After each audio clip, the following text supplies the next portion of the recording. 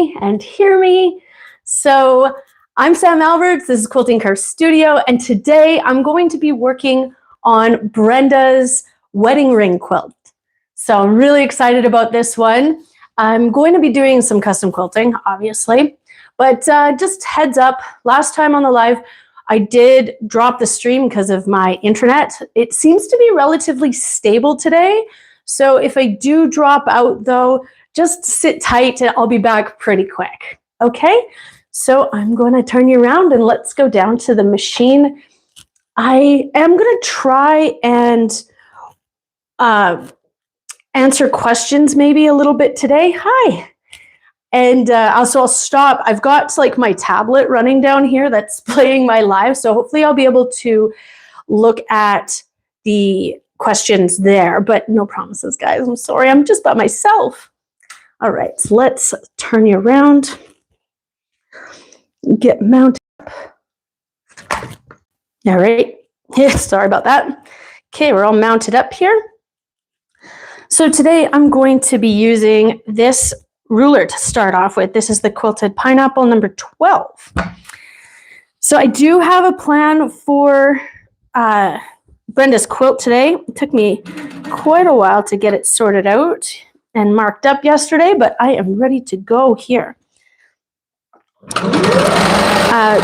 Most of this design is just inspired by the orange peel sort of nature of the wedding ring quilt.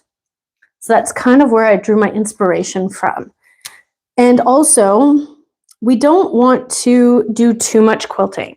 Brenda doesn't want to have this quilt too densely quilted, so we're just going to be doing something more of like a bed texture with a little bit of, you know, purdy to it. So this orange peel shape is kind of my inspiration. I am going to be doing a structured border here. So to mark out this border,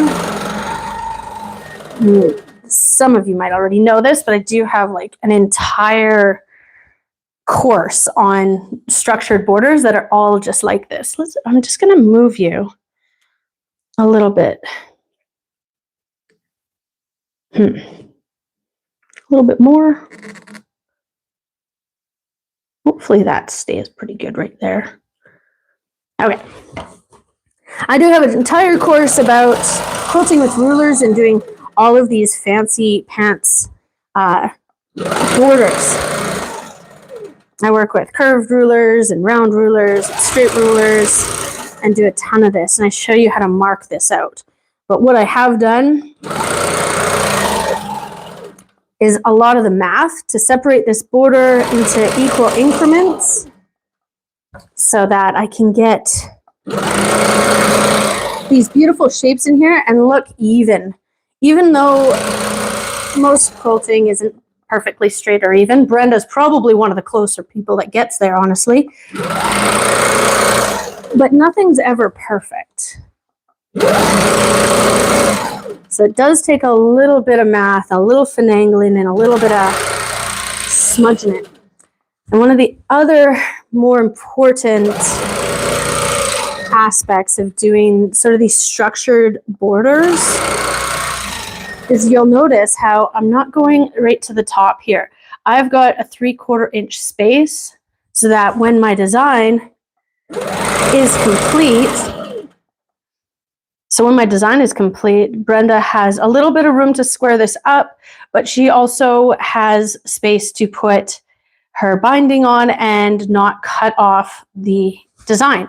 So I usually try to leave 3/4 inches away from the edge. That's the quick tip of the day, I guess I would say. Because I've made that mistake, and like when I'm doing a feathered border or something like that, I do the same thing. I'll even go so far as to mark out that line entirely so that I don't, you know, kind of get into a groove and forget. Okay, so we're at the end here. This quilt is, I measured it before. I can't quite remember. I can't remember off the top of my head exactly the size of it, but I think it's 3/4. 3/4. Sorry, 93 or 92 inches wide. So it's not a little quilt. All right, so now I'm going to go back. And this is my favorite part about this ruler. It's the exact same curve on the convex as it is on, or sorry, the concave as it is on the convex. So I can switch it back and forth. Because anybody who works with red snappers on their machine knows that this is no fun. So it's really nice to have this kind of a ruler. So I'm just taking a look at the sizing that I've got going on here. This is the 12 by the Quilted Pineapple. And yeah, I'm thinking it is the right size. I think I like it, which is really good because it would have been a pretty boring live if you had to watch me pick all this out, eh? I can fit this ruler.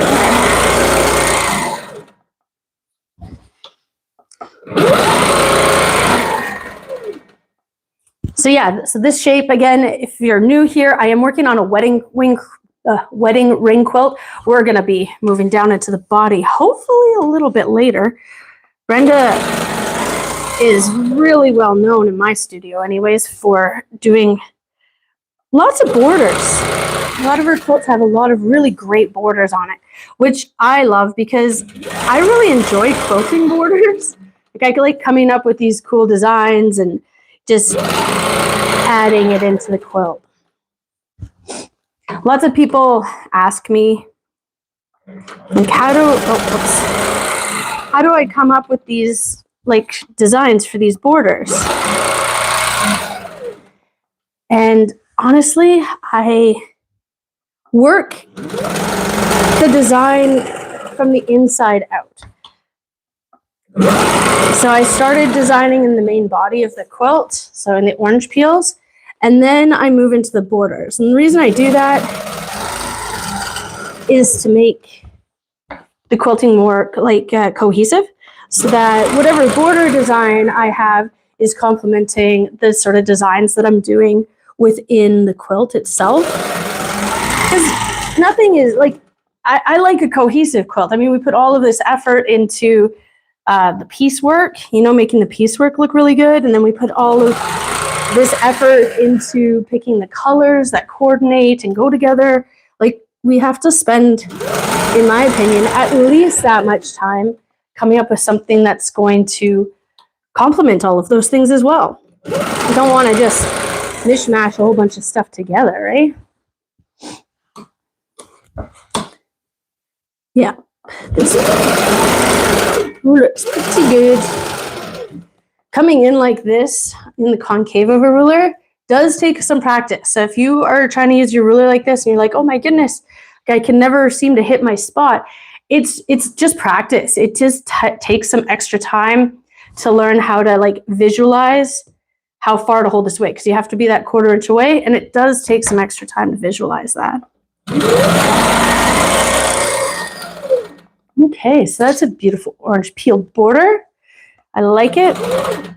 So now I'm just going to come in and I'm just going to do an echo around all of these shapes. Again, I'm not trying to get too intense with the quilting here, but I do see, I wanted to do a bigger echo, but sorry, I'm just going to change the lighting, but I'm having some issues seeing the lines with this blue on blue in the dark. So, I think I'm going to give it a shot. This might go a little slow. Actually, wait, change of plan. I'm going to do that 1/4 inch because, again, of this 3/4 inches here. That gives us still our 1/2 inch. I don't mind if that gets cut off a little bit, though. And that way it's just easier to see. Oh, we're going to have to go here.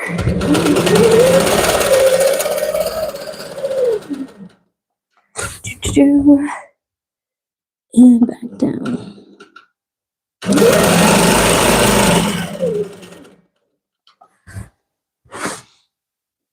Yeah, that'll work. I'm happy with that.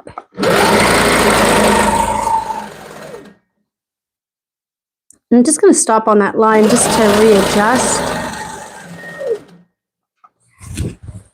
This 1/4 inch is really nice and easy enough to do because I just have to line it up with the stitch line. I don't have to try and see those extra lines. Moving along. Weather's good-ish, you know, spring-ish. I'll be honest with you, spring is like my least favorite season. I really, really dislike spring a lot. It just lasts too long. You know, you don't know if you're actually in spring or if it's fake spring or double fake spring. Maybe it's still just winter, having a hissy fit. But it's coming, it's coming.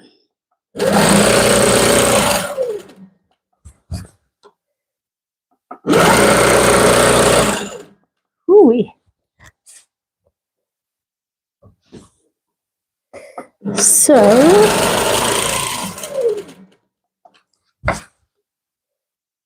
I did just treat myself not that long ago to a new set of these rulers. So these Quilt Pineapple rulers, they come in a set of 6, which is your standard ones, but she's also got a whole bunch of other ones. And I want to show you this one that I bought. So this is the 38. Look at this. Okay. Whoa!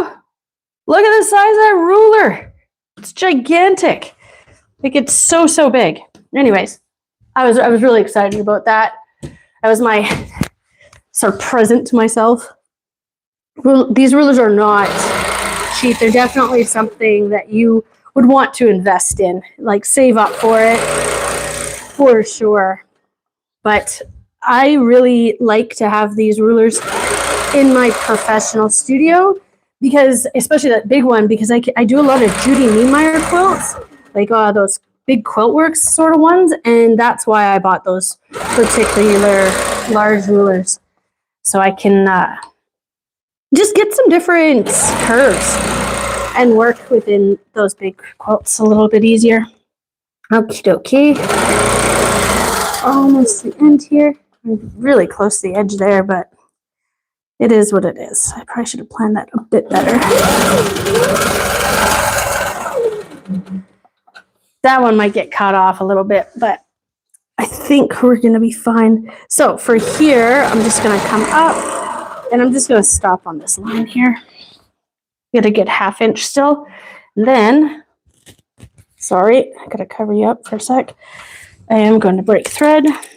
I am also using glide thread, 40 weight, and this is the color baby blue, actually. Let's see here. I think I'm going to go backwards here.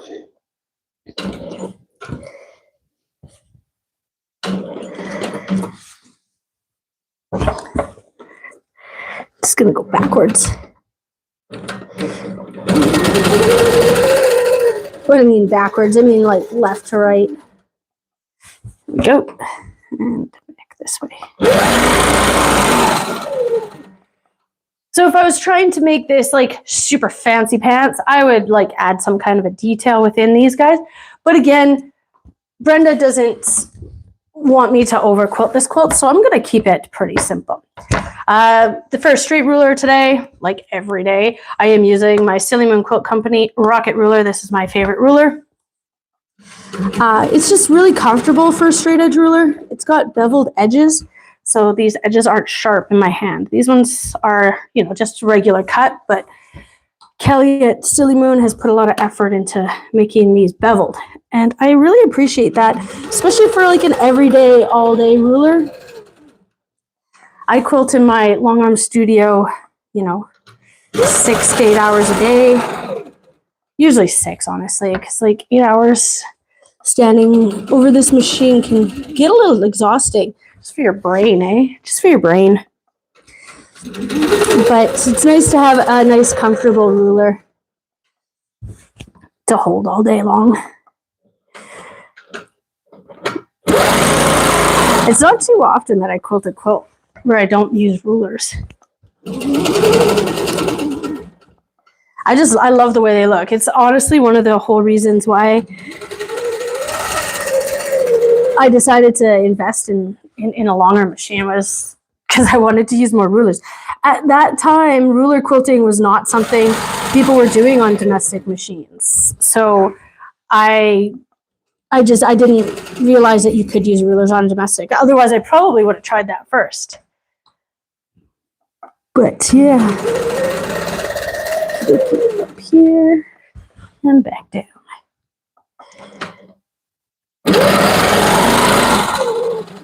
I do want to get into doing some more domestic quilting though. There's just so many people out there, and I want to see if I can do it, honestly. Like try and use rulers on the domestic. Because there's some people out there that make it look pretty dang easy. But I have a sneaky suspicion that it's not. Right, eh? Oh, oops, thread.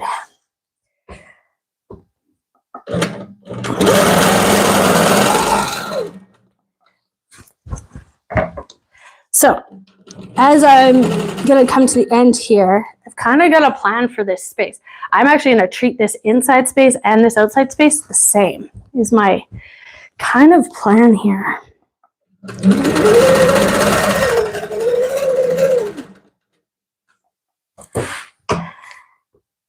And I've got a whole bunch of feathers planned for the inside. I probably could have come down instead of going along this edge, honestly, but that's okay.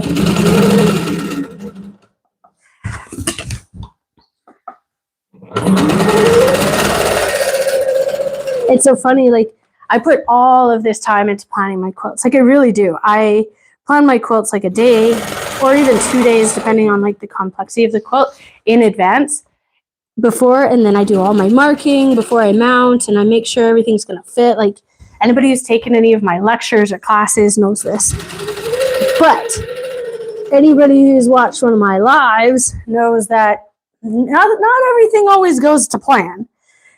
And we do have to design on the fly, but even just having that plan in place though really helps with like this time, you know, where you're kind of like designing on the fly and stuff like that, eh? Okie dokie. And here we go. All right, now I'm just going to quickly draw in a diagonal line right here. I forgot. I don't know if I'm going to be able to see it with this blue pen. Oh yeah, I can see that. Okay, so I'm going to fill in this space with a just a back and forth line. So not a matchstick, but something a little bigger. Again, I don't want to over quilt this space, but I do need to quilt something here. But I didn't want to change a bunch of thread colors, so I thought this might work.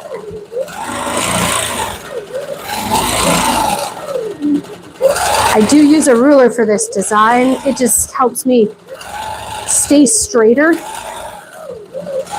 All right, let's see.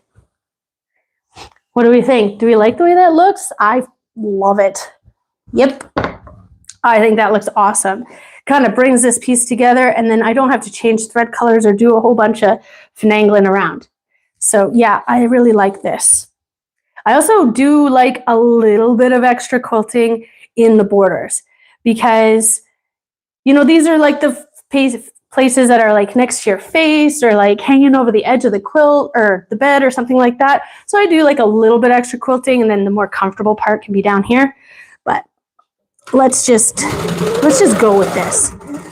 I'm very happy with this. Perfect. Now, because Brenda doesn't want too much quilting on this, right? I'm also thinking about the cost of this quilt. I don't want to, you know, over quilt it, so then I have to overcharge her. I want to make sure that everybody's, you know, getting what they want. And so that's why I'm also not going to change thread color. So that helps me keep the cost lower, right? I'm saving some extra time and finagling about, right?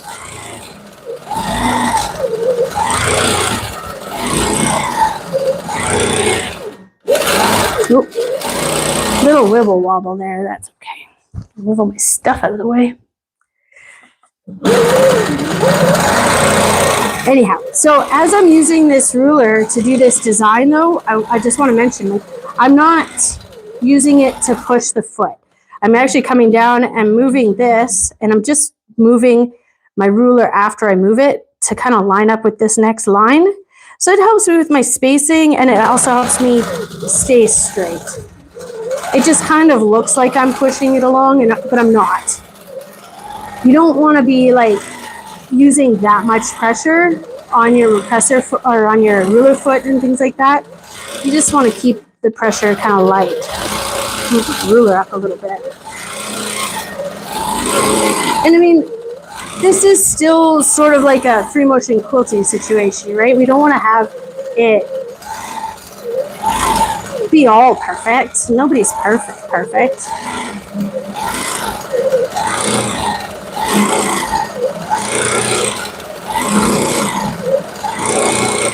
So I guess the next decision I have to make is whether or not I'm going to do this design up in here. So I'm not quite sure if that's a good idea or not. I kind of like the idea of leaving this open, or maybe I could come back in with maybe another sort of like echo of this. I don't want to do curved cross hatching because I don't have any other curved cross hatching planned for the rest of the quilt. So I don't want to do that.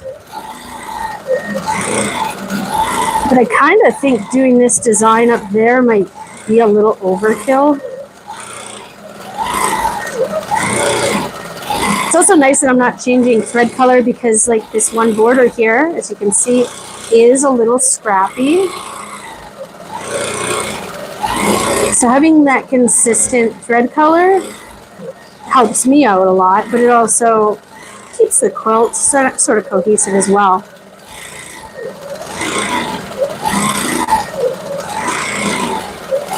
I will be changing thread color when I get to the white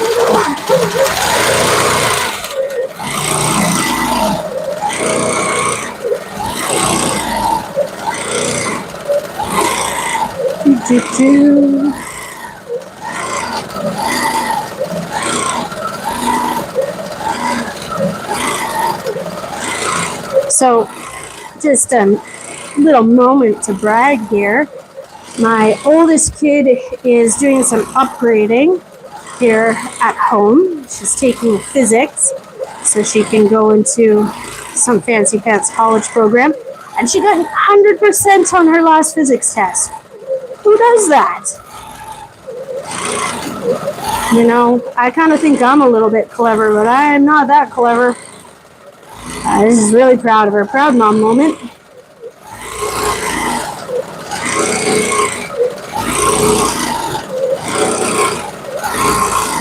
So I'm coming up to the end here, and I don't have that diagonal line. So I'm going to have to stop and draw it in.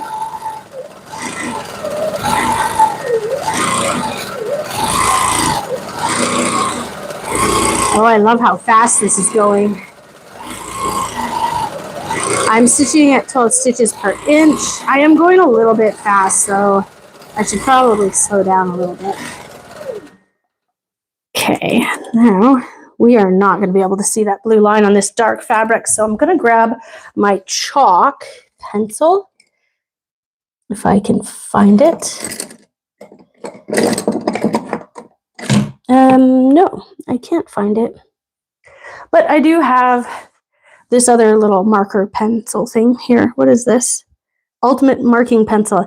It's kind of blunt, but this will work for me for just this tiny little... I just need this tiny little reference. It doesn't need to be big. I probably could have just drawn it in with my thumbnail or something too, right? Don't need anything crazy. I just need a guideline.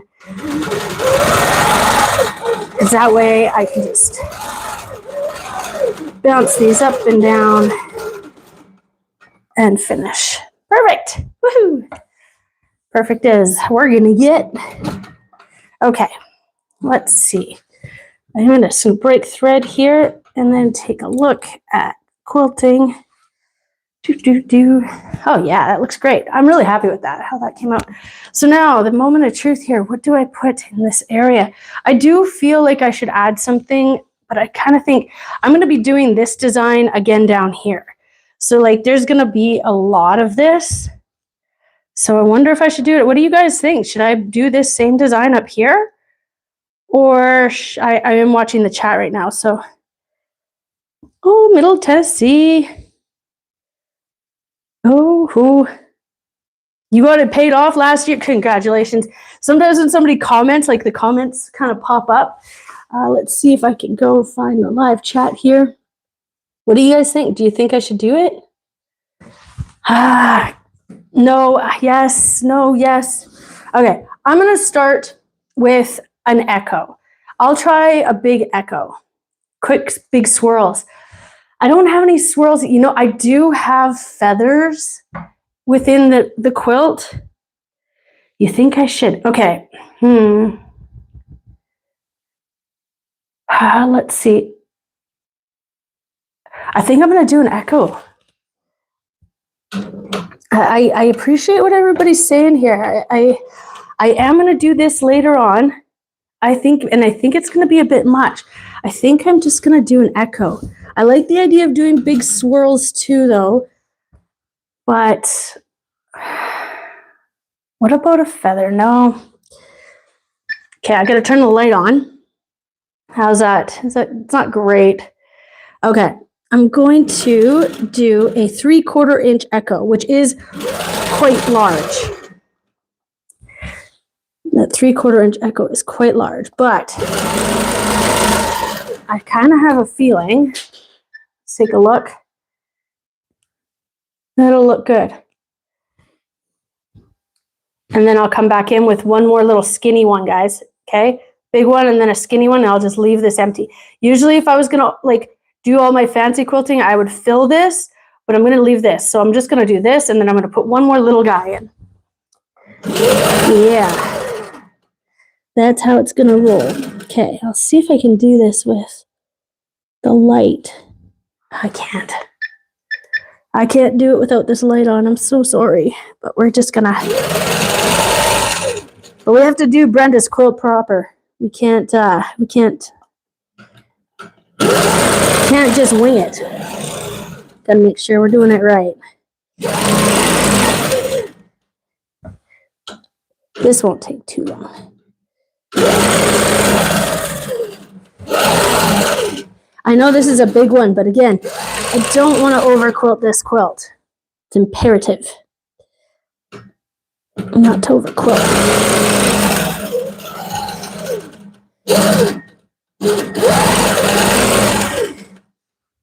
It definitely takes a second to line up, but it's worth it. It's worth it.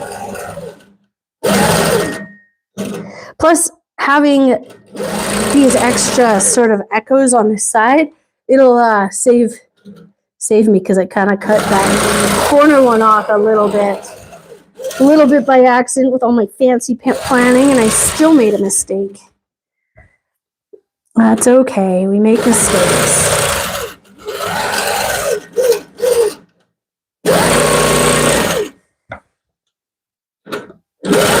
Yeah, so I kind of color matched this thread perfect, didn't I, eh? Wow, I don't even know if you can see any of this quilting. I mean, obviously I can, but it's not awesome. These types of borders always take the longest. Like, sometimes I plan out all these great borders and I find them so satisfying to quilt. But then it's like, okay, that was so much fun. Oh, right, I have the rest of this quilt to quilt. Oh, I kind of messed that up, actually. Hold on. Oh, I got to take a see. Look, at that point's way weird. Okay, I am going to take that out. That corner is just a little too awkward. Okay, so in order to do that, I need to find my snips and a thing. What are the chances that I don't have a thread cutter laying around here, hey? Of course not. At least not my usual one. I've got this really nice one though. This is one of them like wood turned ones.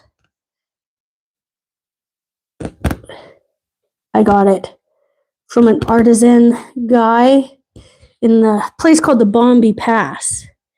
It's here out in the Kootenays in British Columbia. That's where I'm at. It's in British Columbia, Canada.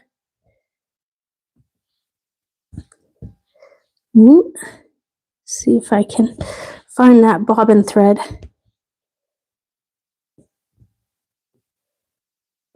Here we go. I'm just picking out a couple of these stitches and then giving this a little pull so I can get that bobbin thread up. Where did he go? Let's get some light in here. And then, ooh, I'm having a heck of a time with this, eh? What good tension I have. There it is. I've got a really dark blue underneath. So it's easier to see. See, I had a little wobble right here in this point. So, and I am working at 12 stitches per inch. So, I mean, it's to be expected that it takes a little minute to get them out. And I'm just going to pick this all the way back, I think, to just up here.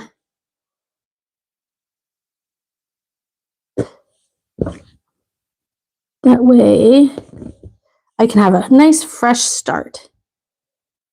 There we go. Okay. Now this one doesn't have my little knob on the end, so I'll just have to use my fingers here. Get all these little threads out. And pick those up later. All right. Let's get this going again. Pull up my bobbin thread, and then I'm just doing a couple stay stitches. I don't bury my threads. People ask me that sometimes. I find that to be like a massive waste of time when you can just stay stitch something. So I do try to plan my starts and stops like in obvious or not as obvious areas. So like right here, I could have started right here again, but why? When I can just backtrack just a little bit more and get a really good clean start. Okay, let's try that again. Normally I don't pick out like a ton of quilting, but something like that was just a little bit too obvious. You know, that little wibble wobble. There we go. Okay. Back to here. And I've said this in the past. I mean, this is custom quilting. It's really kind of slow. It's not very fast.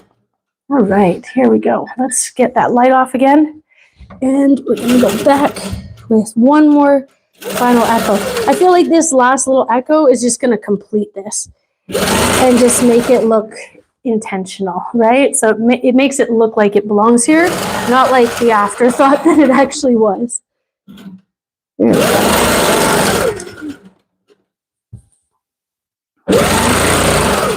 And there is quite a bit of echoing planned for like inside of the wedding ring quilt here. Did everybody forget that I was quilting a wedding ring quilt? I kind of had. I'm going to really try to get to the wedding ring part during this live, so stick around. We're almost done this border. Then we'll be moving on to a fancy feather. Well, not a fancy feather, but just a feather. Feather's nice.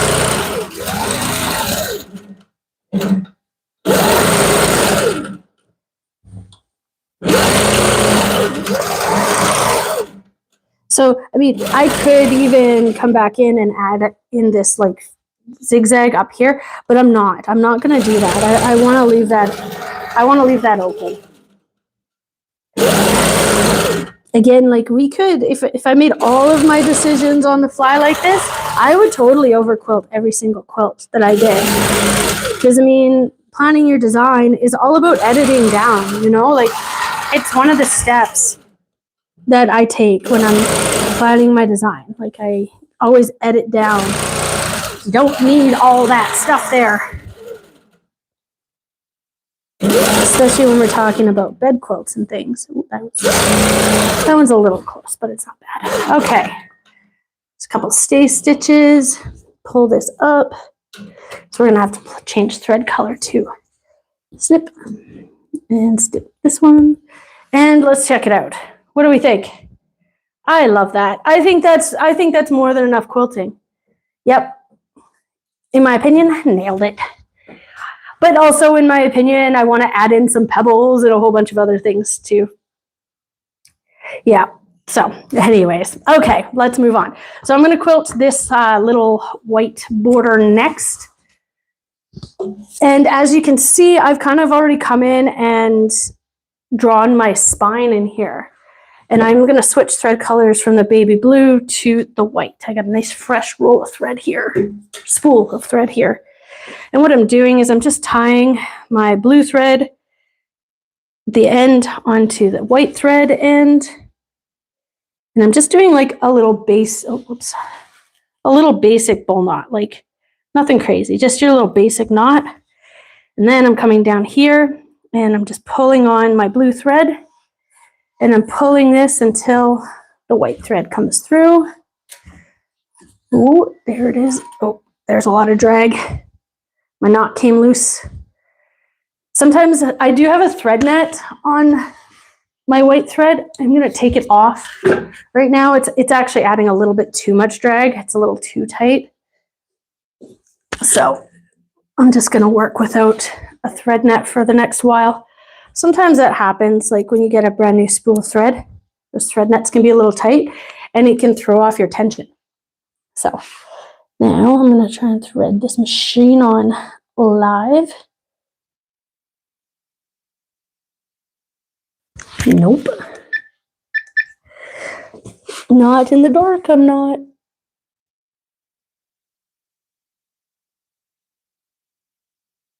There we go. Haha, success.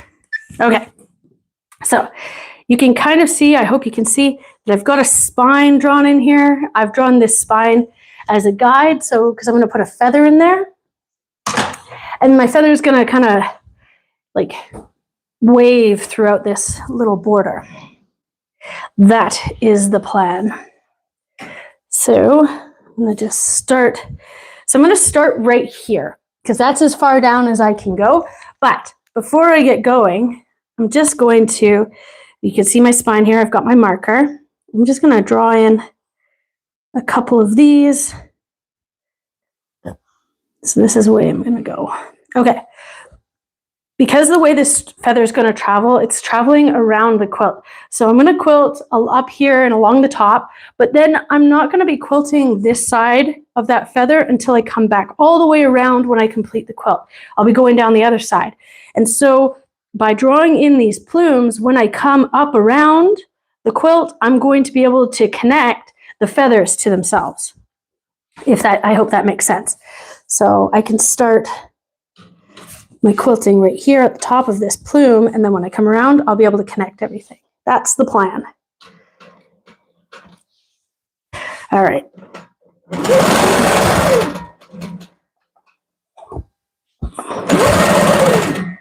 There it is. Okay, so yeah, I'm just going to be bouncing from one side of this border to the other.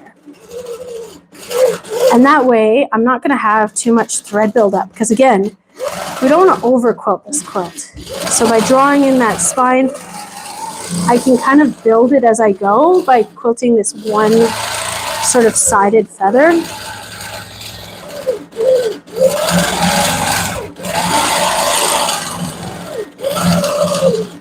And bounce, see, and then I'm quilting that plume right there.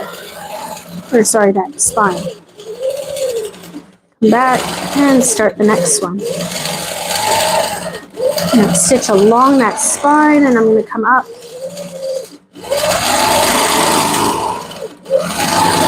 So it kind of stitches the spine as we go.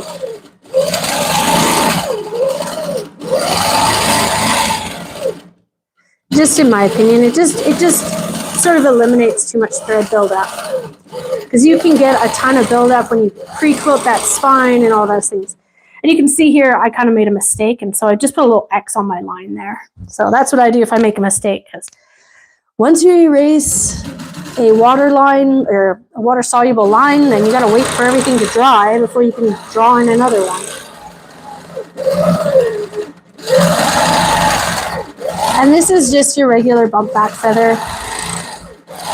It definitely takes some practice. But the best thing about learning feathers is I would encourage you to keep practicing them. Is that once you get them, like it's like riding a bike. You don't really forget how to do your feathers. And you can work these types of feathers into like any area. You can stretch them or shorten them or do whatever you want. And so that's why I really love feathers. Plus they look awesome. Thread. Okay. Sorry. There we go.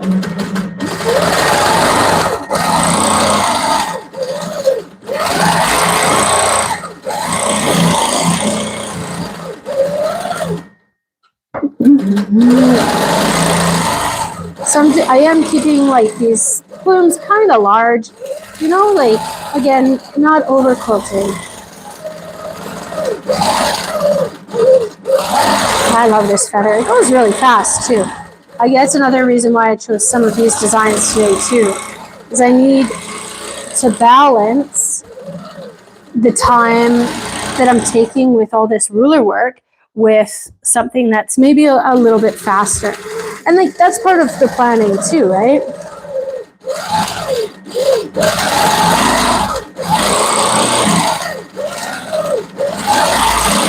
Just finding the balance. And I do take a lot of time to make sure that these spines go around the corners properly too. That's why I had to X out one of those lines there. That's where I was joining everything up.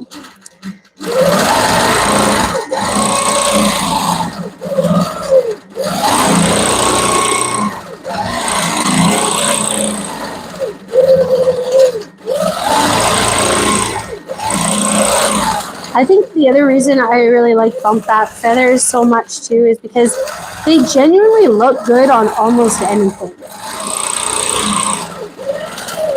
Like you could add like a bump back feather onto a modern quilt and it looks good there, and it looks good on a traditional quilt. Stitch that spine in. Here we go.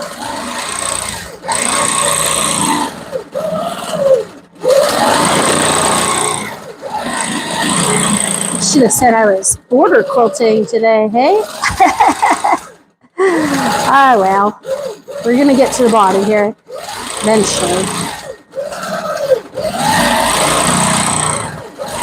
So I'm working on a Handy Quilter Avante machine. This is a bit of an older Handy Quilter. Still works just fine though, as you can see. It's a little noisy. But it's also a pretty small machine. You know, lots of people think that maybe, you know, I'm some big professional working on big, huge machines, but I'm really not. This machine only has about 15 inches of workable space once the ruler plate's on.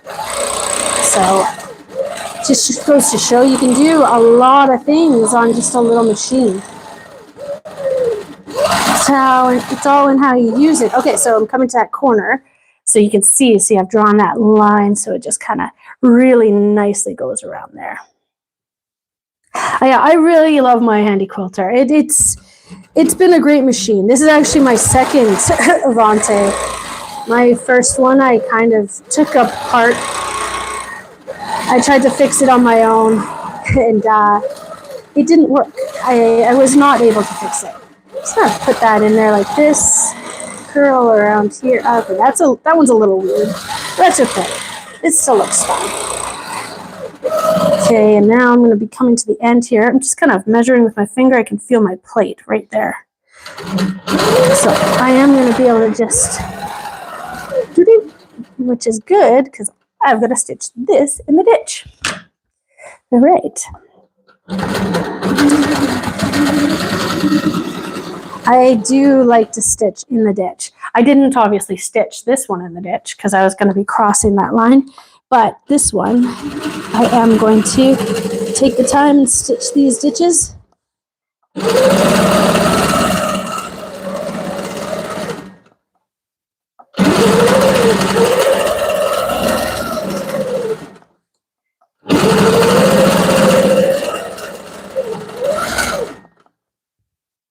Stitching in the ditch is a learned skill. I know I'm pretty quick at it, but it's another one that I would recommend everybody keep working on. Never give up. But a ditching ruler really helps. Like this is a ditching ruler, just so you know. It's got these two little feet on the end of it, and so when you line those up, and the angle might be a little off for you guys, but like if you line that up on the stitch line here, then if you stitch along the ruler, it kind of keeps you in that line. It keeps you in that ditch. So it's really handy to have once you first get started. I don't really use those anymore, but they can be nice for if you're like aiming for something. You can use that to know that you're going to land somewhere too. So if you're in the market for your very first straight edge ruler, I would recommend a ditch ruler, specifically this one, but a ditch ruler if you're just learning. I do have a code for this ruler if anybody wanted 10% off. It's just Quilting Curve, all caps. Kelly's a gem. He gave me that code for everybody. Okay, corner, and then we'll just come down as far as we can here. Nope, this angle's a little bit tougher for me. Okay. Now, let's just be, okay, I don't know, I'm back, I'm so sorry. I dropped everybody for a second there. The internet, I'm sorry. All right, so I am just gonna stitch up here. Don't know if I lost everybody or if everybody's still sticking around.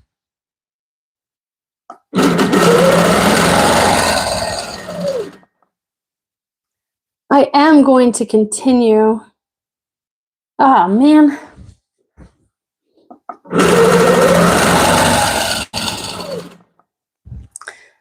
I'm not sure if anybody's still here, but I am going to just keep on going for a little bit. Like I said, I really want to get to the body of this quilt here.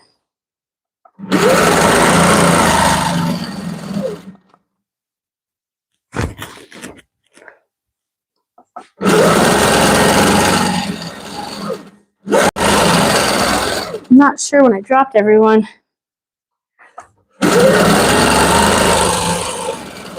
But yes, so I'll just get this stitching in the ditch all done, and then we'll move to the next border. Because when in doubt, just add another border. It makes a bigger quilt.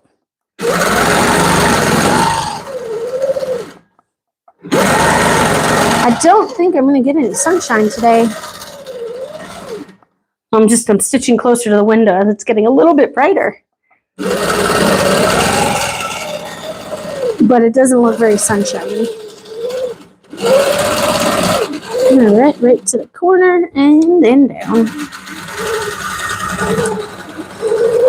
When I'm stitching in the ditch, I usually like to do it with the lighter kind of color thread. That's why I'm doing it now with the white as opposed to when I was using the blue. Just because if I do make a little mistake, I can see my stitches a lot easier to pick them out, but also I can maybe color them in with a pen if I had one. I don't think I have a blue one, but especially if I'm working on black, I'll just use like my little micron pen and just color in those little stitches. Sneaky, sneaky. Okie dokie. So I'm going to have to roll up. How do you think? What do you think? That looks great, doesn't it? Yeah, I'm happy. And the texture feels awesome. I know it looks extra textury because of the way I've got the lighting in here, but it actually is pretty darn good. I'm really happy with that. Okay, so I'm going to roll up so I can reach the next space. I've got these red snapper side pieces on here. So I'm going to remove those. And then I'm going to roll my machine. And what I like to do is I like to position my machine sort of at the top here so I can see where I can roll to, if that makes sense. So I know that probably about there so that I can reach this space and then roll it back, because not everything is super straight. So I do like to give it a little bit of room here. I'll just run this along here. Oh yeah, we're going to make it. This is the border, and then we're at the body. All right, so the next thing I've got to do is smooth this out. This is a pretty large quilt. It's 92 by 92, I think. So I'm just going to fluff up that batting and the body, and then I'm just going to smooth that. So I'm in the center right now, and I'm just going to smooth my way, make sure these lines are staying straight. I don't have my zero center tape on right now, but lots of times I will have my zero center tape, especially if the quilt is a more difficult quilt. But Brenda is a very accurate piecer. Like, look at how nice and straight that is. I don't know if you can quite tell, but it is.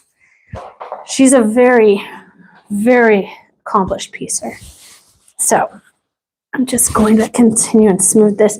But because there is like so much curved piecing, that's why I'm taking such extra time, because of all this curved piecework. It does give us, you know, more, like there is going to be spaces where I'm going to have to adjust these seams and make sure that they are kind of, you know, laying flat and smooth all the way out to the borders here.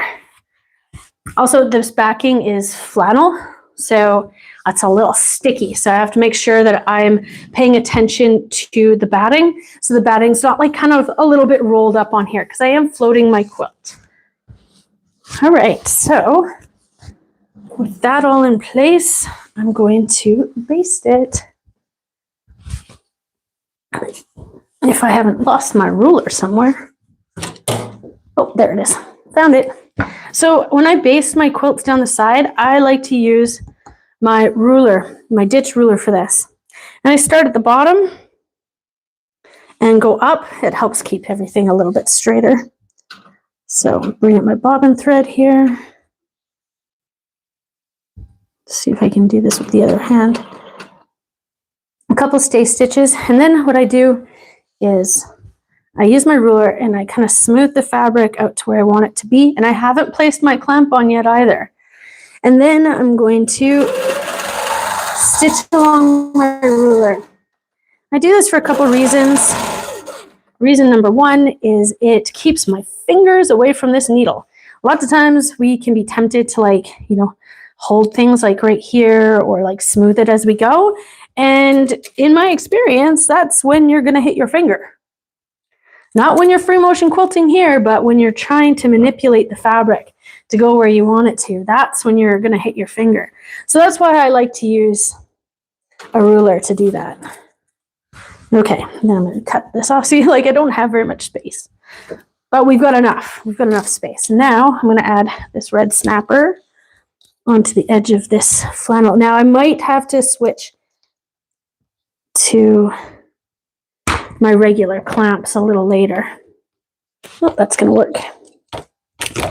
Just because it's a little frayed, and it is that thicker material. Like the flannel is a little thicker. So I might switch to my regular clamps if it gets to be too much of a pain in the butt. Okay, now we'll go to the other side, the dark side. It's so much darker over here. Okey-doke. And we're going to do the same thing. We know everything's nice and smooth. We're just double check. And this is where you're really going to like mess up with your ruler though. So on this side, that's not quite close enough. When you're using a ruler on this side of the quilt to baste, it can be a little bit trickier. And I want you to be careful because the edge of your ruler plate is just right there. It's not very far in the front. And it's really easy to tip your ruler up. And if you tip it up, it can go underneath here easier. So just be careful. So now I'm just going to smooth this down, make sure I'm on the ruler plate. and stitch up along the edge here. Keeping even pressure. Stitched off a bit. There we go. Come back down. Yay. Okay. And that's how I do my basting. Again, I just like to keep my fingers away from that needle. You only ever stitch through your finger once. Well, at least you should try to only stitch through your finger once. I'm never doing it again. I promise you that. Okay. I'm going to put this red snapper on here. Maybe. If I can get it in smooth. Okay. Susan Smith showed me this trick with the needle. Or with a pin, sorry. Just to run your pin along the edge. And then to hit it down. I'm not sure where she learned it, but that's where I learned it. Susan, she's brilliant. If you have never seen Susan Smith, go check her out. She's awesome. Okay, so let's take a look. We're going to be able to stitch out this piece here to about there, which is good. And then we're going to stitch in here as well. But I always like to start on the outside. Oh, but I can't stitch all the way up to there. See how I've kind of come down too far in order to complete that? That's not a big deal. I'm still going to put in all of this stuff afterwards because I still have my white in. So first I'll go all the way over here with my white thread and just complete this feather as far as I can go, which is about there. Here's another little quick tip. If you are, it's not certain, why not just mark it? Put a little dash there. So now I know, that's where I'm going to hit my belly bar. Lots of people will use painter's tape to do that. You just put a piece of painter's tape across your quilt or something like that. But I've got a white quilt and this is just easier for me. Or sorry, a white piece of fabric. All right, so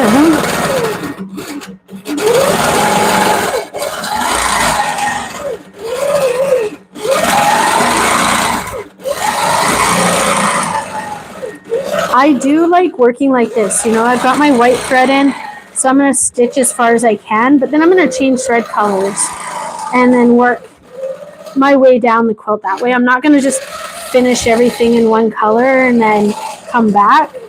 I understand why people like to do that, but in my opinion, I like to just work my way fluidly through the quilts, like the entire thing all at once.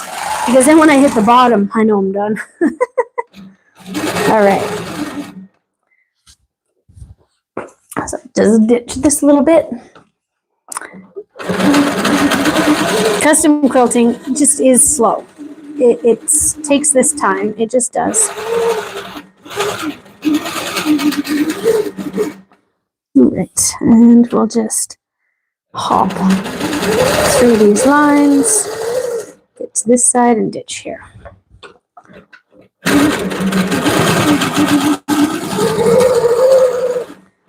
I also don't really concern myself too much with thread path either. I've spent hours staring at my quilt trying to figure out a thread path, and honestly, I never find it.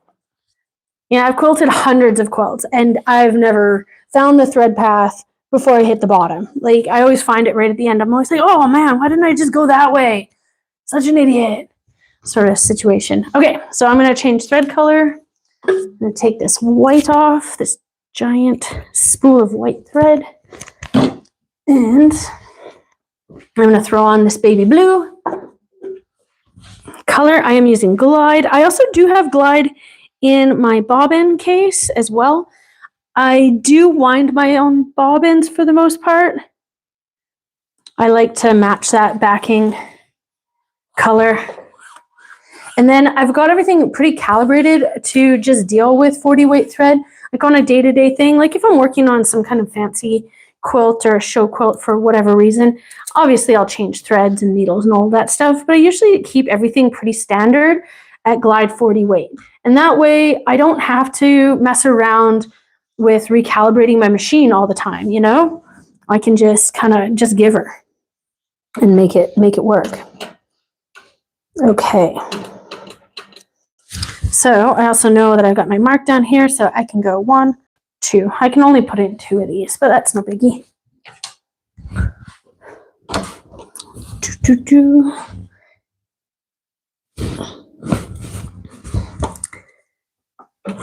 So remember, I don't know if you were here earlier, but here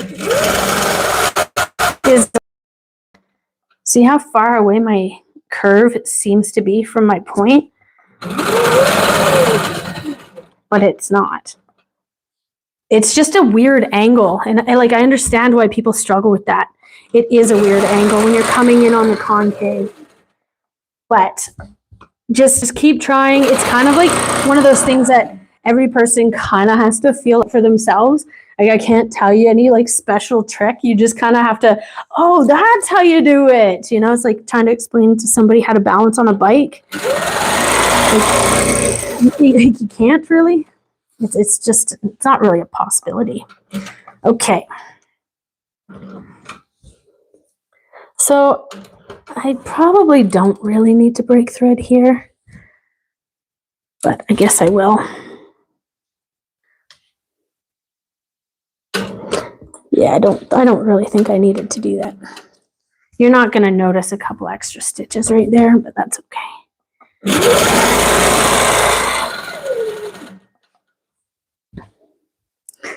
Down. Oh. Then we'll put in the 3/4 inch line. Line that up.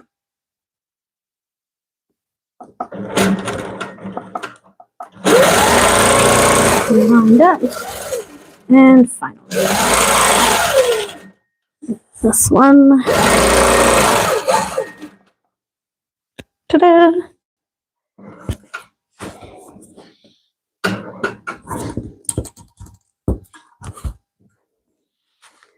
Okey-dokes. So I am just gonna like stop right there because I really want to complete like this inside piece. I've already moved my whole quilt to accommodate this. So I'm just gonna leave this inside for right now. I'll come back and complete it in a bit. I could do it right now. It's just, you just have to make a choice though. You know, I could sit here and mull it over, or I could just make the choice and just do it this way. You know, you waste more time trying to figure it out. That's that whole thread path thing, right? So in my opinion, I'm just gonna do what feels right. And this is what feels right to me. So line this guy up.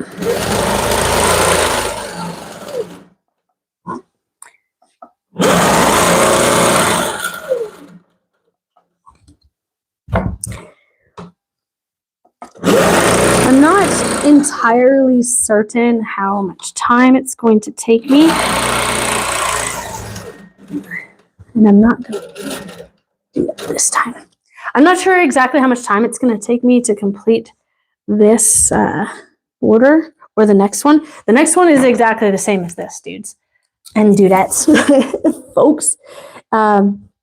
So, I don't know if everybody wants to go grab a coffee or something. Or if you're maybe just enjoying listening to my rambles. That's fine too. Get this lined up. It's a little dark. It's dark over here. Can't see it.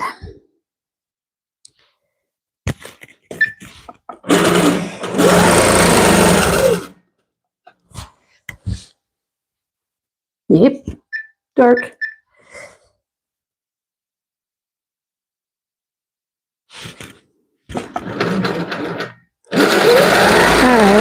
Okay.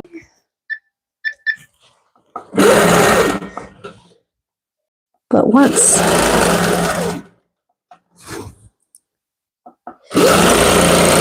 yay. Oh, I love watching all of this come together. Quilting is fun.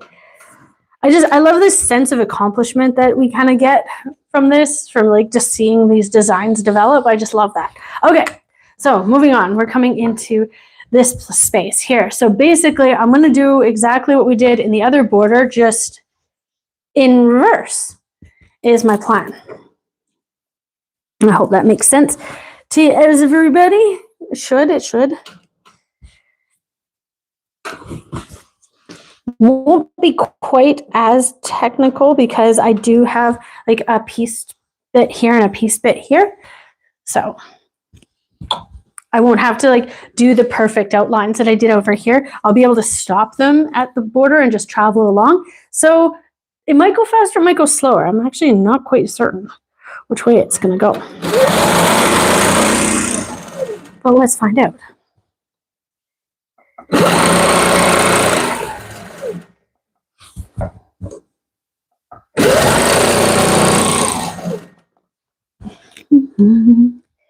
So also, when you're planning all of these types of designs, I have to make sure that I'm getting the right amount so that I know that I'm going to land in the corner, right? Like you gotta really plan for that, you know? And the way that I marked this one out is I actually used the piecework to help guide my marking. So you can see I'm landing right in the middle of this wedding ring, and the next one's going to land right in the middle of the open part of the wedding ring.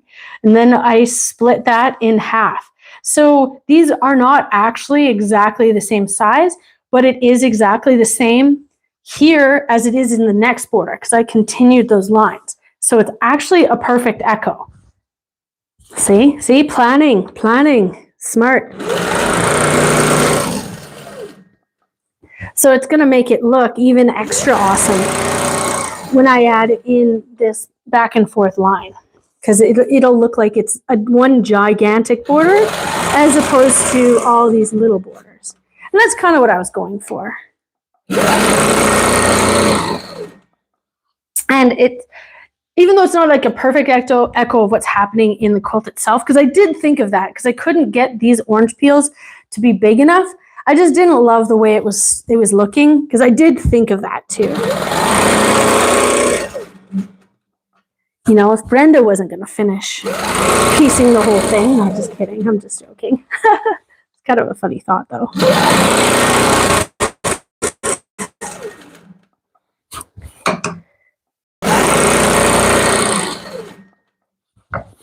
But I mean, that's why we do custom quilting, so we can do all these fancy things. And I think, you know, like, just, it makes me think about computerized custom quilting. You know, like, I know that the computerized quilting is super impressive, but the amount of time and effort it takes to learn how to maybe point these points out on a computer and track those, you know what I'm saying? Like to learn how to program the computer, I think takes a lot of time. That's why I'm not mad about, you know, somebody custom quilting with a computer. I think it's just as talented as what I'm doing here, because like I don't have the time or inclination to learn how to use a computer. I mean, if you've used a computer for more than 10 bloody minutes, you know what I'm talking about. That technology can be very confusing and things to some people. Some people really have a knack for it. And so I think that computerized custom quilters are just as talented, because like to make something land in the perfect point, that's hard, no matter how you do it. That's my opinion anyways. I do like how their circles are actually always round too. Sometimes mine can wobble. Well, and of course they can. I'm just a person. We're just people. But I still think this is pretty brilliant.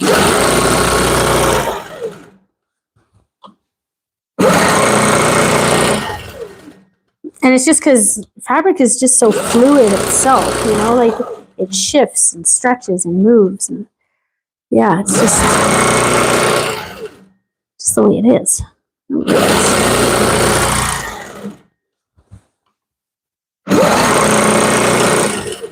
I think that doing that back and forth line in just the one side is kind of a good idea too here, because it's going to really draw a lot of attention to this really nice feather. And I think it's going to look really good.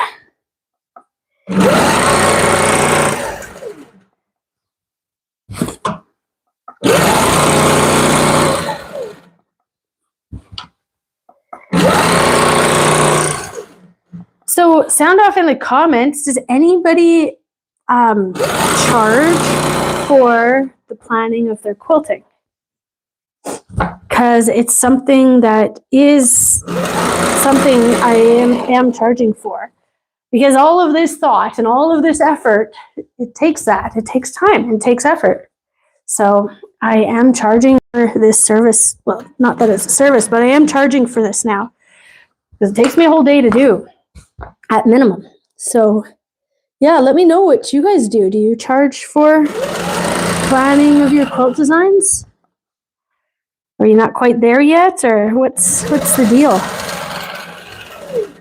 And if you want to share, you can share. So for this particular quilt, because it's not as very like super complex, I'm charging a base rate of $50 for the design. I'm not sure if that's enough or not. It is still fairly new. But for like the larger quilts, like the Judy Niemeyer quilts and stuff, the Quiltworks quilts, I am charging $100 design fee for those now. Because that also starts to cover some of my marking time, like figuring out all this marking, you know, and putting it all in there. Like it takes quite a bit of time and quite a bit of materials too, right? Like I'm using up my water-soluble pens, which I have to pay for. So yeah, it's just something that I realized I have to start like charging so that I'm not wasting all of my time. And not that it's a waste of time, but so that I'm actually, you know, getting compensated for my time correctly.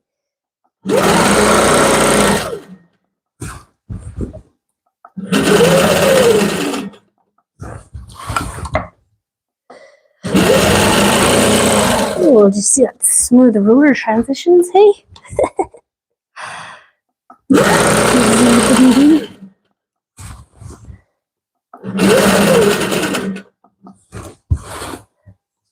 So I was talking a little bit earlier about my one kid. He's upgrading at college right here in my little town, but I actually have another kid. She is already at college. She's going to school to become a medical laboratory something or other. I'm not quite sure. I'm just an artist. But yeah, I'm very proud of her. It's a pretty intense program, but she's doing very well too. So I'm very proud of her as well. Yep. Smart little kids. I told them, don't be an artist. Go and do something for real. And I'm not that I've been like a quilter my whole life, because I haven't. Before I was a quilter, I was a bartender. I didn't have any no fancy jobs.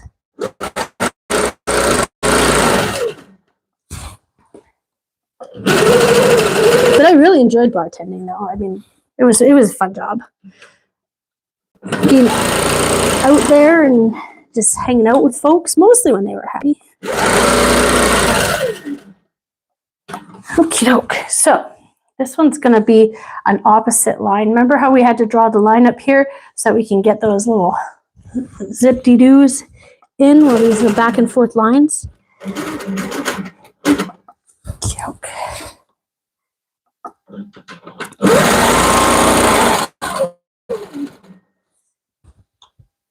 And last one.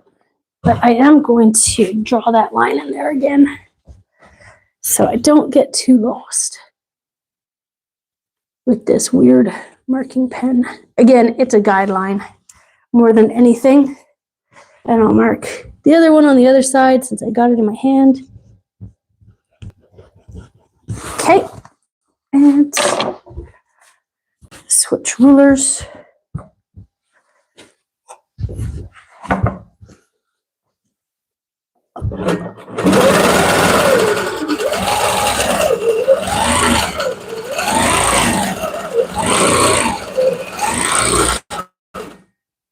You have to move it.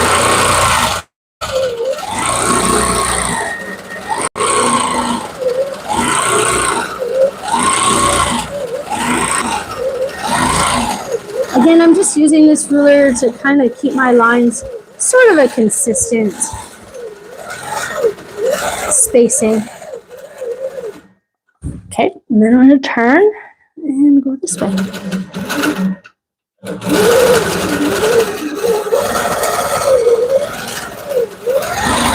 Obviously, this way is a bit harder because I don't have the lines. Oops, and I forgot to come in. That's okay.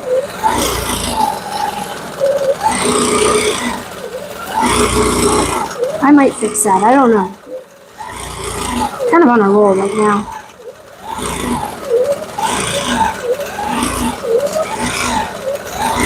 Sometimes it's hard to break through like the piece lines, you know what I mean? Like you kind of don't want to color outside the lines. But I always think it's cool when people do it, so that's why I kind of wanted to do that today. It's almost like it could be viewed as elevated design or it could be viewed as lazy design. I don't really know.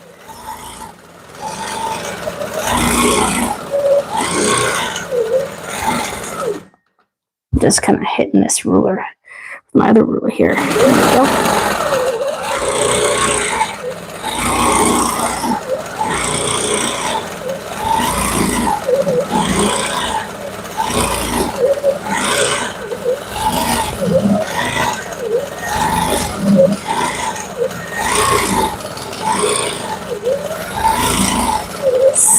So I am, like I said, I am stitching at 12 stitches per inch, but I am traveling kind of fast.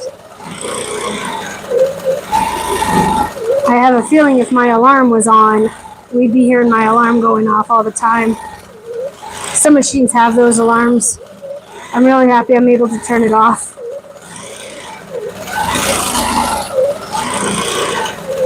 Because even though this is a pretty small machine, I'm pretty impressed at like how fast I can move with it and like how good it still works. So if you don't have a long arm yet, like look into some of these older machines. Like the technology is still the same. I mean, ultimately they're just straight stitch machines.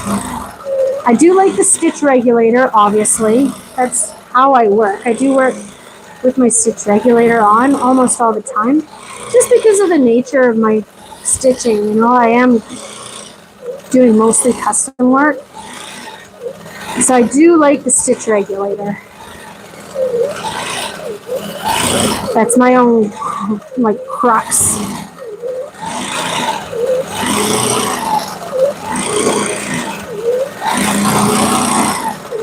But see how I am just using the ruler to keep these lines straight, hoping my spacing's pretty good. I think it is.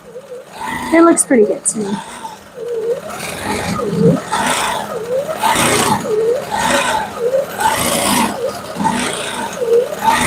I also really like the look of this lineal design through like these scrappier parts of the quilt. I think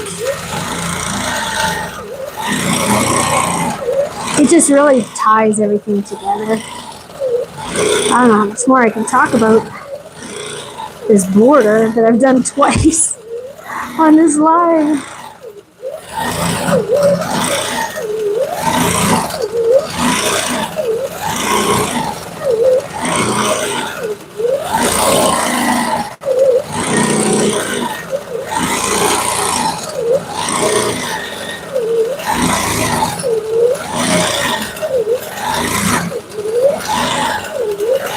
Okay, and then not sure from the line, it's not very visible.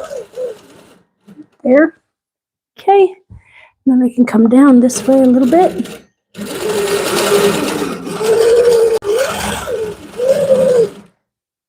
I'm gonna go above.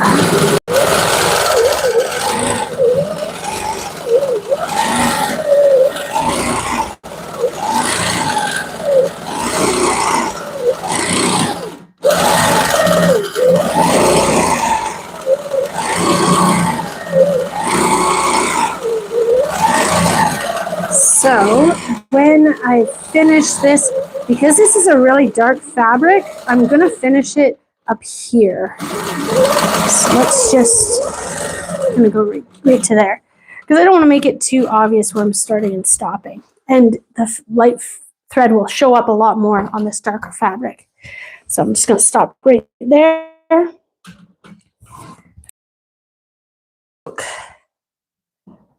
Yeah, that's what it looks like. Okay, so here's the next one. The idea is to kind of do that same echo with the 3/4 inch and the 1/4 inch inside here. And I really think that's probably the smartest way to finish this. I just do. Which means I'm going to stitch this guy in the ditch as well. So if I do, I'm thinking a little bit about thread path. Not a lot, but I am thinking a little bit about it. And what I'm thinking is that I got to stitch my 1/4 inch, my 1/2 inch, and then my 1/4 inch. Then come back and then forward. No, that's probably too much. 1/4 inch, 1/2 inch, 1/4 inch back. Yeah, I'm just going to come back. It'll probably be faster. Like going back and forth. Like I think that might be faster.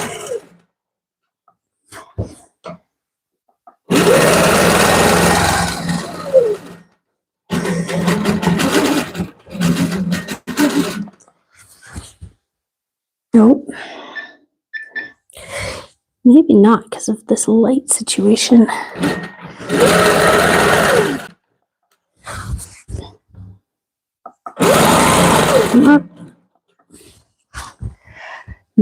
Yeah, I'm just gonna move along. I think it'll take too long, or it'll be too much like ridiculous. Maybe.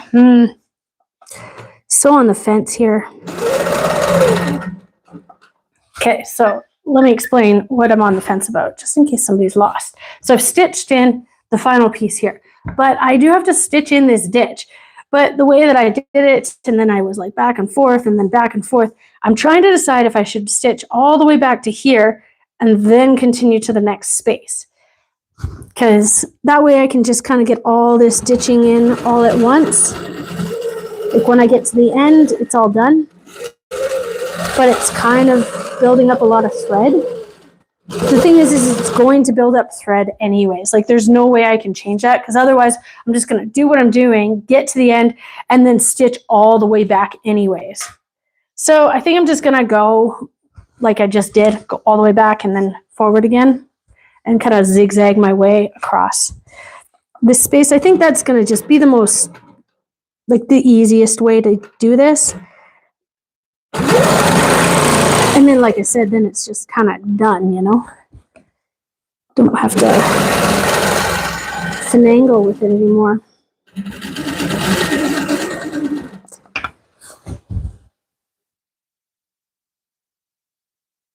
I can kind of see that there.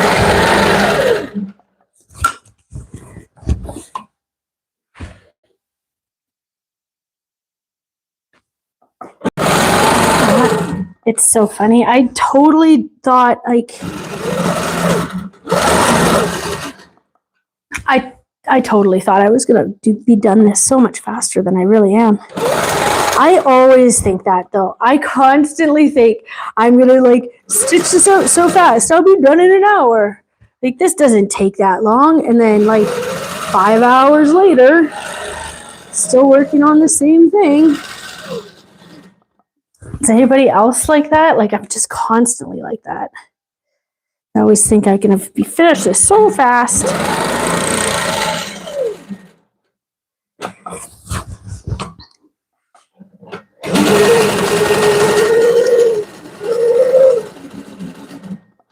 So I'm kind of eyeballing this one. As you can see, I'm not using the ruler to like make that the perfect 1/4 inch. And that's because I'm getting really good at kind of knowing what my spacing is.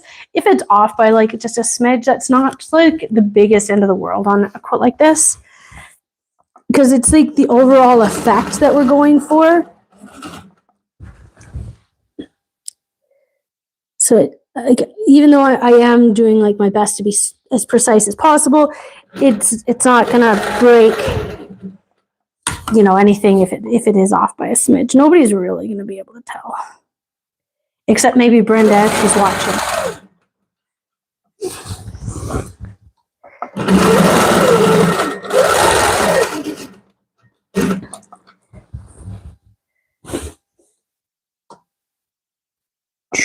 And then this last echo.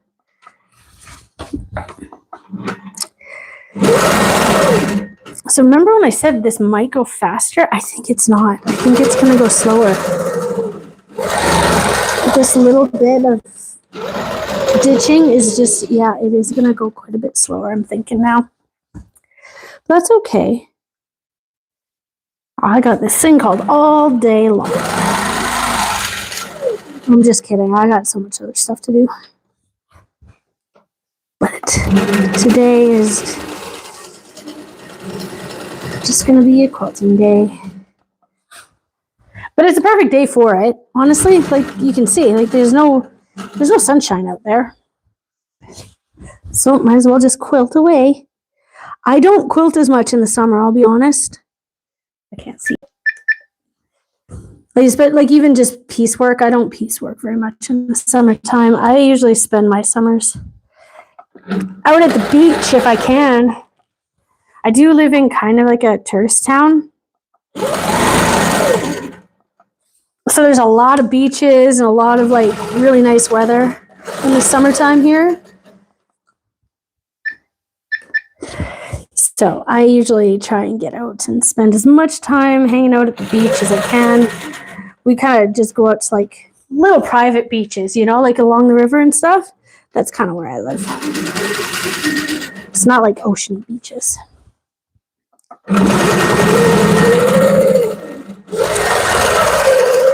But I'm not much of a gardener. I don't garden. One time I grew tomatoes, and it took like all summer. Like, it was super annoying. I don't know if that sounds stupid or not, but I couldn't wait all summer for these tomatoes, and like I just didn't get as many as I wanted. And I understand it's like a skill and you gotta work on it, just like everything. But yeah, I just not a green thumb. And then I tried growing beans and all those others, like just your basics, nothing crazy, eh? And I was annoyed because I went and I picked all the beans and then I had no beans left. So I just go to my neighbor's house now. She grows everything for me. All the tomatoes I want. I guess I couldn't hang out at the beach as much as I would if I was trying to grow tomatoes and all that stuff.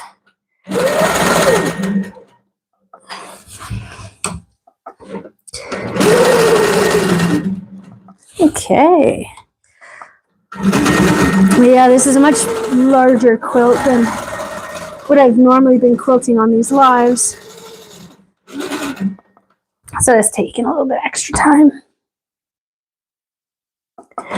But Brenda's been waiting for this quilt for quite a while, I'll be honest with you. I had this in my studio for, I don't really want to know. I don't want to think about how long I've had it. It's been months. It might have been before Christmas. I'm not sure. Like, I've had this here for quite a while. It's taken me to get to it. I've just been busy with so many other quilts and making videos, honestly. Yeah, I've been making lots of videos lately. I went off a little bit there, that's okay.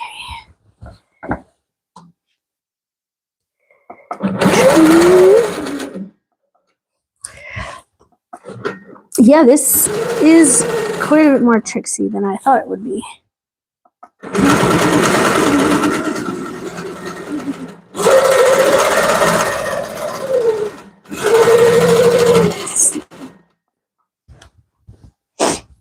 All right.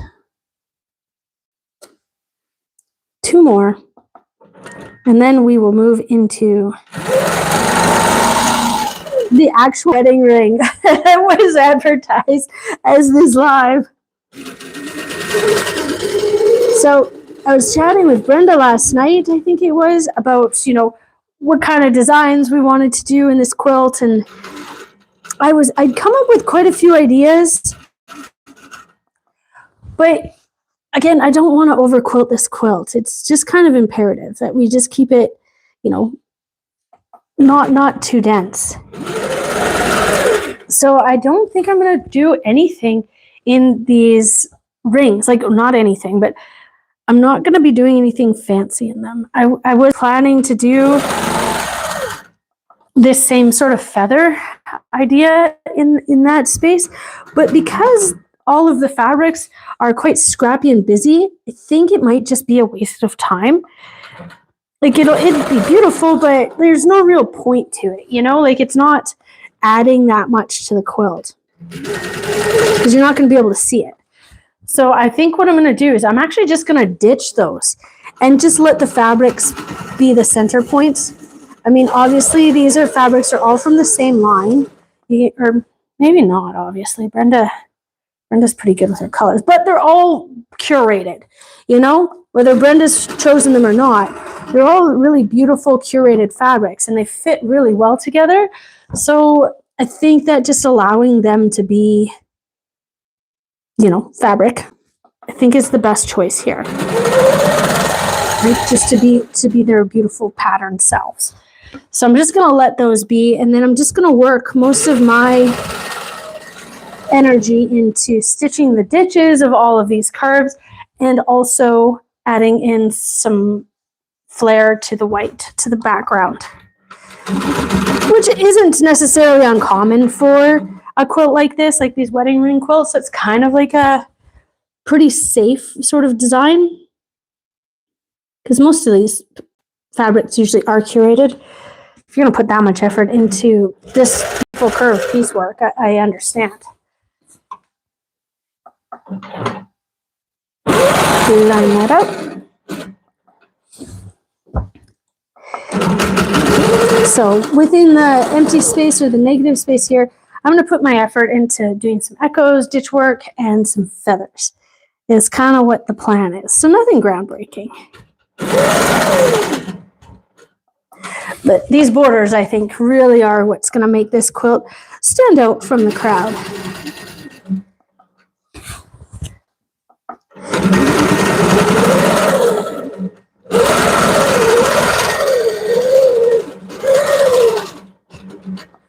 We'll end that there. Perfect. Yahoo!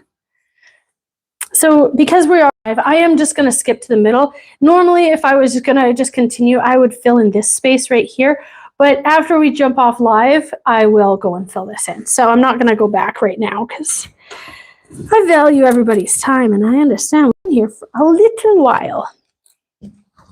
All right. What do you think? How's that look? I think that looks really good. I'm really happy with this.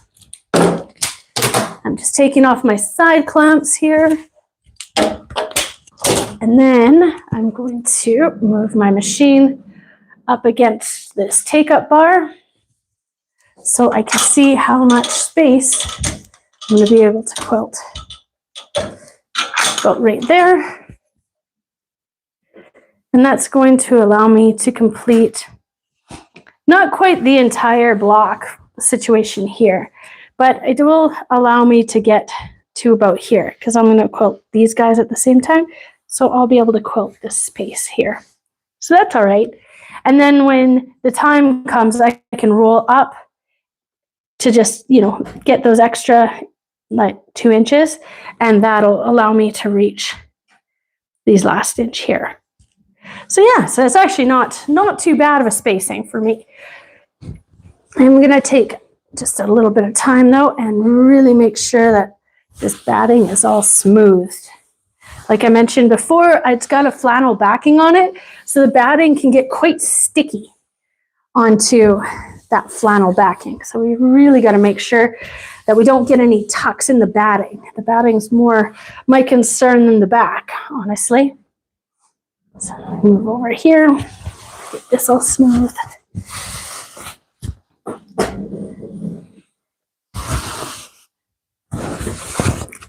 I mentioned before too, Brenda's just a really Oh, see, I can feel like a little bit of a tuck here. So because I can feel that, I'm just gonna come underneath. And I almost have to pull that batting up off of this. Oh, I gotta take this whole thing up. Holy moly. Come under the batting too. There we go. Yeah, it's really, really sticky. So just be aware when you're working with flannel backing to really smooth out that batting, because that's where you're gonna get tucks. Okay, fluff this down. Oh, that's much better. Much, much better. Just gonna check everything else out one more time. Yep. Okay. Okay, now I will concern myself with the top and really make sure these are looking nice and straight. They are. Okay. So the next thing I'm going to do is baste the sides down using my ruler.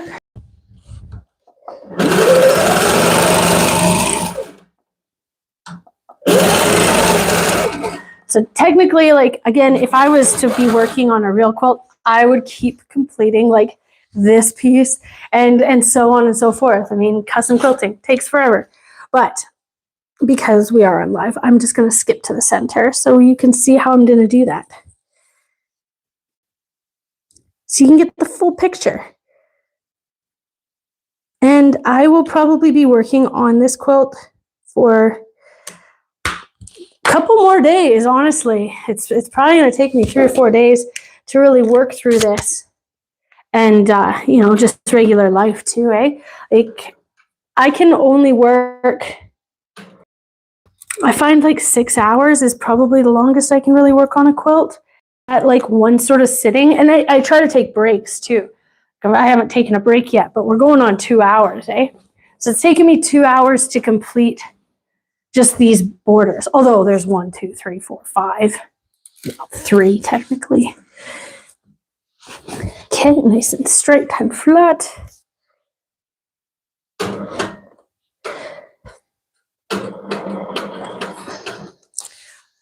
But I mean, that's also why we have to be cognizant of what we're charging, you know, being aware.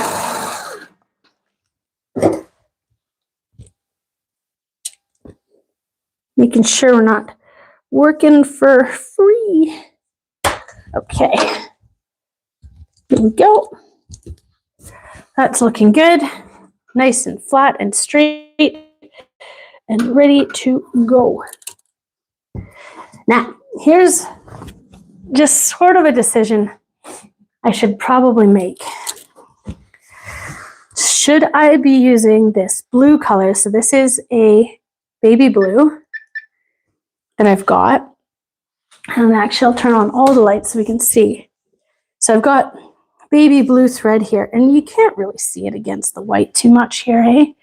Maybe this is not going to work. I'm going to use white in the white, pretty obviously, because I don't, even though this is, you can't see the baby blue, once it builds up a little bit, you'll really see it. So I just want to make sure I don't do that. So I will be using white. Or do I switch to a linen for these spaces? I'm going to be doing stitching in the ditch. So I was thinking maybe use like a really light color thread. So I'm just grabbing it here. So I've got this linen color. So I'm wondering if I should ditch with linen or if I stick with this blue. I think I'm going to stick with the blue.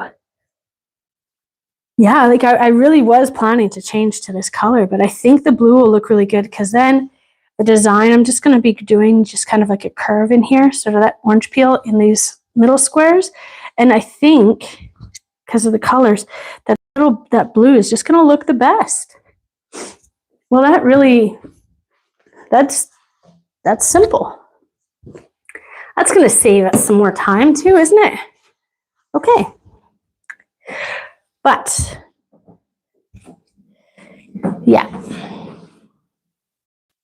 So I'll do that stitch in the ditch first. But I think I'll leave this on. And one of the things I'm going to do, because I'm going to be stitching all these guys in the ditch, I'm going to switch to a smaller ruler. It's really important to have a nice little ruler for something like this. It just makes a lot more sense when you're going to be like switching back and forth. Having a larger ruler is just more movement. It's just more stuff. I'll show you what I'm talking about. Okay. So I've got my little ruler. This is the Charming ruler, also by Silly Moon Quilt Company. I like this ruler too because it's got those beveled edges, so I can use it for a long time too. And so because it's just such a nice little guy, I can just ditch along here. Got to get my ditch head on. Might need more light. Might need the lights on.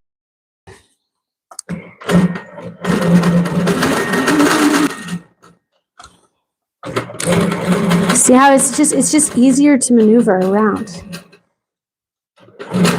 This is not going to be perfect because these ditches go both which ways and the curves. Not a big deal, but it is going to take some time.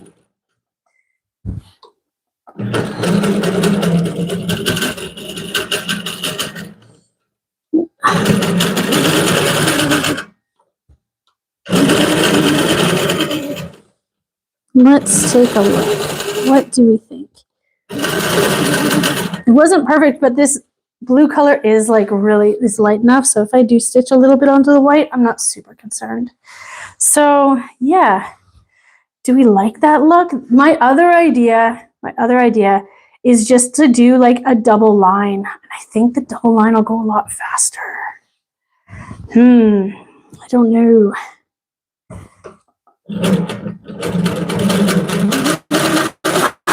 I'm not sure what to do. Okay, so the other nice thing about this particular ruler is it does have this curve on it, and this is built for like charm packs. That's why it's called Charming, so it fits like a charm pack quilting perfectly. But I use it for this because this way I can just use the exact same ruler and not switch back and forth. Oops, that's the wrong way. I got to go this way. Right?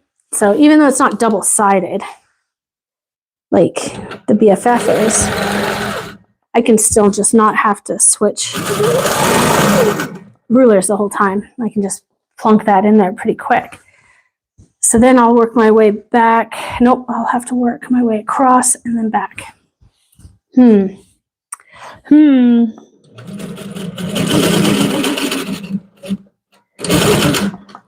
know what I'm going to do? I'm going to put those two lines in. We're going to look at them and see what we think.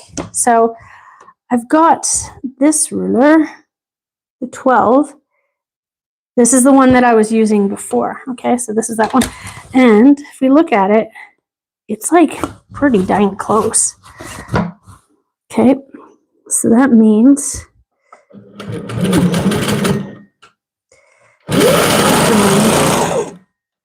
this line,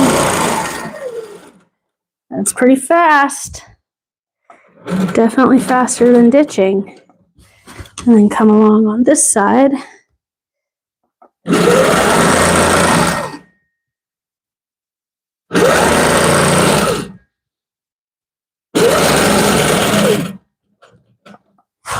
Okay, let's take a look. One way or another, we're going to have to take one of these out. So let's take a look-see. What do we think? I'll be honest, I kind of like this double line. I kind of like how it looks. I know that this is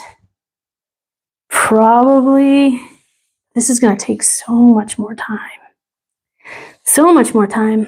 I think I'm going to do the double line. I think this double line looks good. And the other thing about this double line is it kind of adds like this sort of lines, you know, it's echoey of that. I think I'm going to go with this double line design, dudes and dudettes. Yep. That's the way. And then I'll stitch around the ditch, around these center pieces. All right. Let's do a little bit more of that. I'll come back and take this out after the live's over. Because I kind of like that. I think this is going to really work out actually quite well.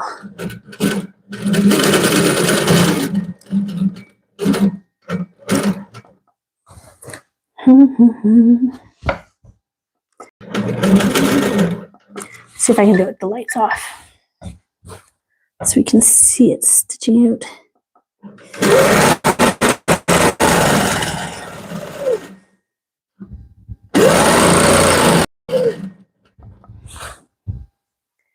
Wonder if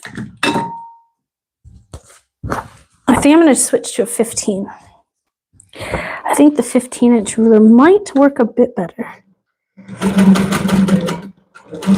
Sometimes it does take like this trial and error, you know, to really get the right look to it.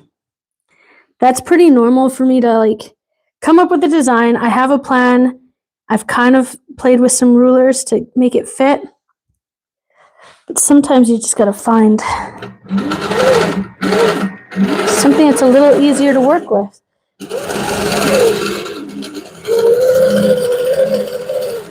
Oops, too far. Yeah, I think this ruler is easier to work with. And I went and stitched too far.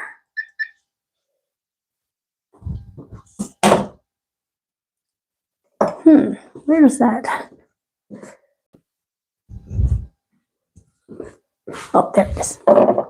Just looking for my thread ripper. Yeah, I think this 15 is going to work a little bit better today.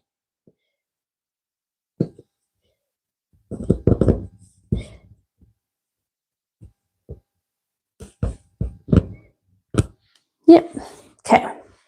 So, luckily, this is on a light blue.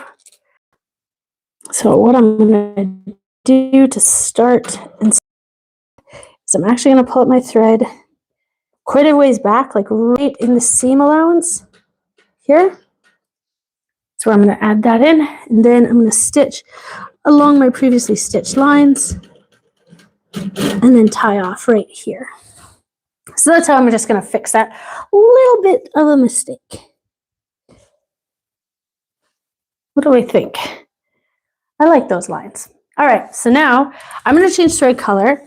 I'm going to move into this space and this space. I'm going to show you what the plan is. Then I'm going to hop off live because I'm clearly ready for a bit of a break.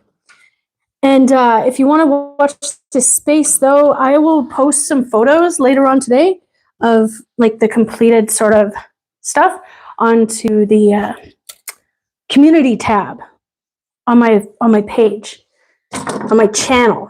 If that makes sense. If you're not subscribed, make sure to subscribe so you can see some of those photos, or go to the community tab a little bit later on today and you'll be able to see those photos. Probably quite a bit later today. So I'm just going to change thread colors. I'm going to change to this white. And I'll show you the plan. A lot of ruler work. Lot of ruler work. Okay, so I've tied my blue thread onto my white thread. Ooh. And I'm just going to pull this through all of my thread guides. Ooh. And there's my knot. I'm just going to kind of try to line this up with the eye of the needle and pull it right through. There we go. Snip and thread change. That's how they're supposed to work. Last time it broke, but not this time. Perfect. Okay, so the orange peels. My idea for the orange peels was just to add in a echo line and then a feather, but because of like how many lines I've got happening in these spaces now, I think what I'm going to do is actually just put the feather in. I think it'll just look really good with just the feather because there's already so many lines and I don't want to add any more lines to this. I think it'll just take away from, like, it's just enough lines, enough is enough. But I'm also going to come around and do a little bit of extra marking too. This isn't super important, but what I'm going to do is I'm just marking kind of like a little arrow here. And then I'm going to come to this one. I'm going to mark a little arrow here. And then this one, arrow, and this one, arrow. And the reason I'm marking these arrows is because that's the direction that I want the feather to travel in. Okay? And they're going to be the same. So arrow here, and I'm just going to mark all of these so that I know, sorry, here we go. So I know where we're going. So I know that the feather I want to travel is that direction. It can get really confusing when you're working like this and you want things to look a certain way. So I always like to mark stuff like this, because I want these feathers to look like they're traveling around each one of these center pieces, and then the next one they'll all be traveling away. But it all makes sense. I've done this before on these wedding ring quilts, and it always looks good. Okay, so now I know which direction everything is going to move. Come back in here.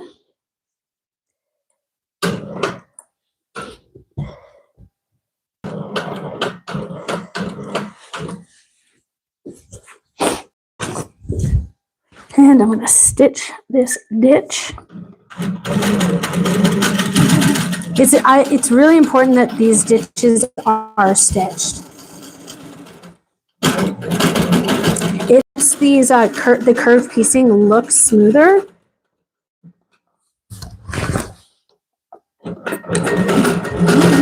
Like a lot smoother. Just going to go slightly inside the stitch here, because I got to rip this one out. All right. Now let's put that feather in, and I'm going to make that feather come against here. And it's the exact same feather that I did in the border.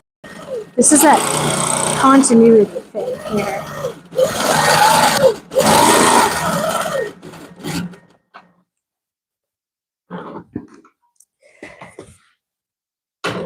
And if you're concerned that I'm breaking thread a lot, I am breaking thread a lot. So that's what I'm planning to do in those. Then in these pieces, so that's just a continuation of this larger one, I am going to add that extra echo line. I feel like I'm going to need it in here.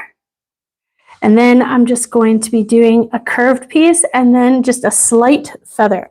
Again, I don't want to over quilt this quilt, so just want to make sure that I'm doing the brief correct.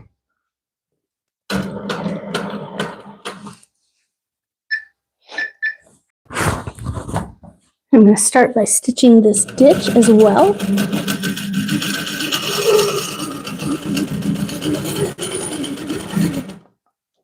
This curve is a little bit bigger. So I'm switching to the 15.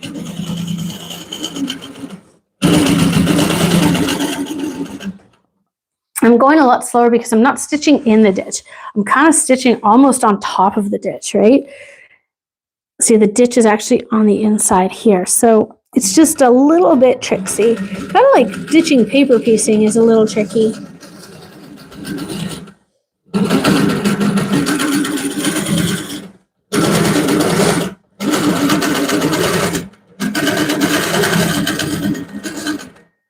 There we go. Stitch one here.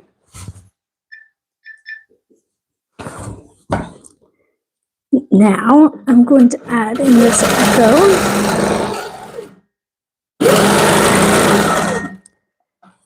And the echo is the same as the echo up here, which I super love. I think that's just kind of clever. Again, it's that continuity of it. To keep everything looking cohesive. Okay. Now,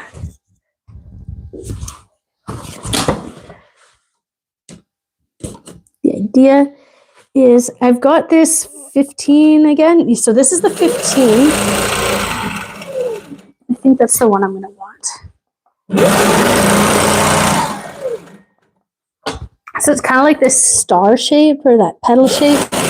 Same shape echoing all over the place. So just kind of pick a couple things and just echo them throughout the quilt in different ways. Okay, so here's where Brenda and I really weren't sure is like how much detail to add to here. But I do want to add like a feathery detail because I think that's kind of important. So what I'm going to do is just going to feather off here, feather off here. Maybe put like one more in the center like that. So it's not too much. I like that. I think that's going to look good. Okay. So I have to try and keep